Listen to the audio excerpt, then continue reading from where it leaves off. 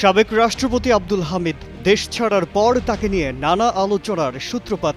কিভাবে বিমানবন্দরের ইমিগ্রেশন পার করলেন, সরকারের চৌকি বা কি করে ফাঁকি দিলেন? বিমানবন্দর কর্তৃপক্ষ জানায়, লুঙ্গি গেঞ্জি পরে বিমানবন্দরে যান সাবেক রাষ্ট্রপতি আব্দুল হামিদ, আর দেশ ছাড়ার সময় ব্যবহার করেছেন লাল পাসপোর্ট। বুধবার দেশ ছেড়েছেন সাবেক রাষ্ট্রপতি মোহাম্মদ আব্দুল হামিদ। তিনি থাইল্যান্ডে গেছেন বলে জানা গেছে। ইমিগ্রেশন সূত্রে জানা গেছে, ইমিগ্রেশনে কূটনৈতিক সুবিধার বিশেষ লাল পাসপোর্ট ব্যবহার করেন সাবেক রাষ্ট্রপতি আব্দুল হামিদ। বান্ডেল থাকলে প্রতি সেনমানিতে টাকা বাঁচবে। বিকাশ সেনমানি বান্ডেল কিনে জিতুন প্রতি লেনদেনে। শুধু তাই নয়, বিমানবন্দরে তিনি এসেছিলেন ছদ্মবেশে। তার পরনে ছিল লুঙ্গি ও গেঞ্জি এবং মুখে ছিল মাস্ক।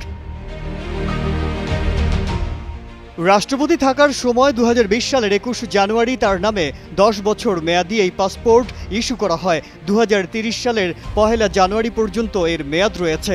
শেখ হাসিনা সহ তার সরকারের মন্ত্রী এমপিদের লাল পাসপোর্ট ইতোমধ্যে বাতিল হলেও আব্দুল হামিদের পাসপোর্ট বাতিল হয়নি। পাসপোর্ট অধিদপ্তরের এক কর্মকর্তা বলেন, সাবেক রাষ্ট্রপতিরা আমৃত্যু বিচারপতির পদমর্যাদা ভোগ করে থাকেন। এছাড়া বিদ্যমান আইনেও সাবেক রাষ্ট্রপতিদের ব্যবহৃত পাসপোর্ট সম্পর্কে সুনির্দিষ্টভাবে কিছু বলা নেই। আব্দুল হামিদের লাল পাসপোর্ট নিয়ে প্রশ্ন তুলেছেন বিএনপির সিনিয়র যুগ্ম মহাসচিব রুহুল কবির রিজভী।